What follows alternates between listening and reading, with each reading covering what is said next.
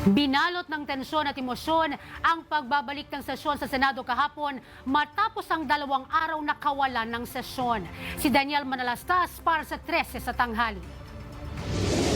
The Congress is hereby called to order.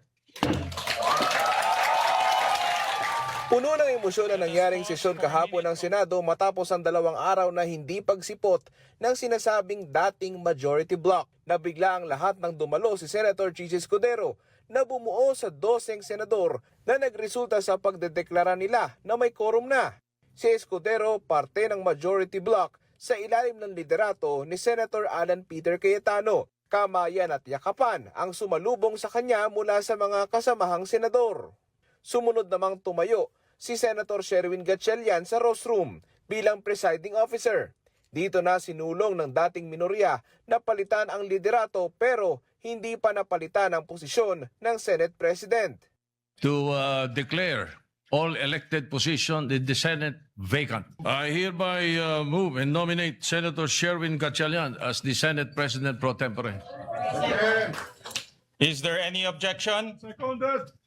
Duly seconded. The motion is approved. I move that we elect Senator Juan Miguel Zubiri as chairman of the Committee on Rules. That the chair, as Senate President pro tempore, shall serve as acting president pursuant to Rule 5. Nanumpa si Gatchalian kay Senator Tito Soto. Sumunod na pinapalitan naman ang ilang committee chairmanships. Si Senator Erwin Tulfo na ang may hawak ng Senate Blue Ribbon Committee. Pero si Cayetano pumalag sa nangyaring takeover ng grupo nila Gatchalian. Buhay pa naman po siguro ako, hindi po AI ito. Hindi po AI ang kumakausap sa inyo ngayon, buhay pa ho ako. Absolute incapacity, siguro naman po nakikita nyo, nakakapag-isip po ako, nakakapagsalita po ako. So wala pong ground para magkaroon ng acting president. This is an illegal coup d'etat. Kahit win ang pangalan mo, hindi po win yon. Wala po sa rules yon. Pero nanindigan ng solid Block 12 sa Senado na hindi na Senate President si Cayetano dahil may quorum na raw kahapon. Hindi pa lang daw na ihahalal si Gatchalian bilang bagong SP dahil kailangan pa ng boto ng 13 sa ilalim ng konstitusyon.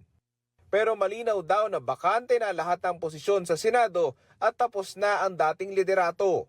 Git ng ilang senador sa solid Block 12, welcome sa kanila ang iba pang kasamahan. Sorry na lang.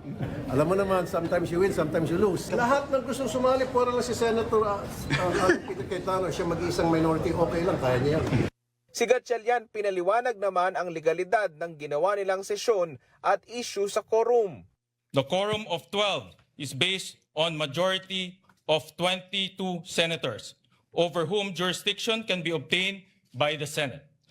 This is in full accord with the ruling of the court in Avellino versus Cuenco that an absolute majority of 12 out of the 23 members can constitute a constitutional majority of the Senate for quorum purposes. Ayon kay Senator Loren Legarda, 24 ang kabuang miyembro ng Senado. Ang mayorya ng 24 ay 13. Kung wala raw 13 senador, hindi maaaring magsagawa ng opisyal na transaksyon ang Senado.